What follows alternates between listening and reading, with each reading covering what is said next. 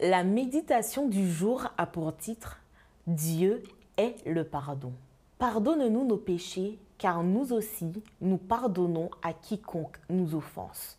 Luc 11, le verset 4. S'il est juste de dire que le Notre Père nous enseigne à avoir une relation avec Dieu dans la perspective de qui il est, il nous assure aussi de donner le même enseignement dans la perspective de qui nous sommes. Si Dieu est un Père, un roi souverain et un pourvoyeur constant, nous sommes de faibles pécheurs nécessiteux.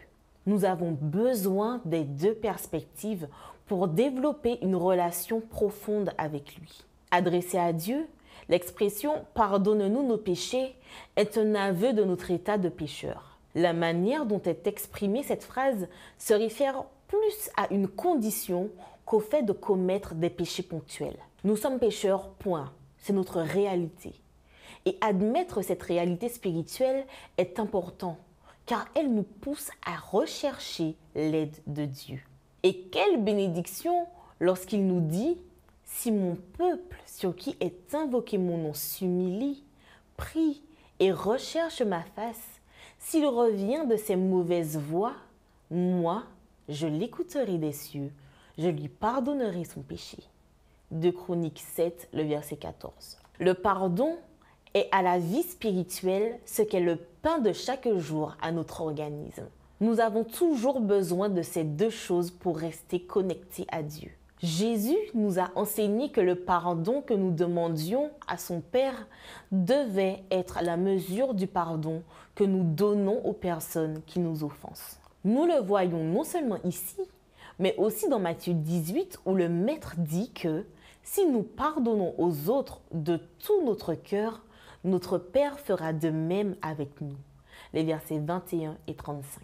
Nous qui aimons Dieu, nous sommes appelés à pratiquer le pardon dans notre vie. Êtes-vous fidèle à cet idéal? Prenez garde à vous-même, dit Jésus. Si ton frère a péché, reprends-le. Et s'il se repent, pardonne-lui. Et s'il pêche contre toi 7 fois dans un jour et que 7 fois il revienne à toi en disant « Je me repens », tu lui pardonneras. Luc 17, les versets 3 et 4.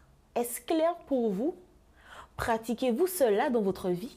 Si nous y réfléchissons bien, nous verrons que Luc 11, le verset 5, crée un cercle vertueux où nous, êtres humains, sommes en paix avec Dieu qui nous a pardonnés grâce à sa fidélité et à sa justice et où nous sommes en même temps en paix avec les autres en les pardonnant selon ce que nous avons appris de l'exemple de notre Père céleste. Si tous pratiquaient cette partie du Notre Père, nous jouirions d'une paix intérieure.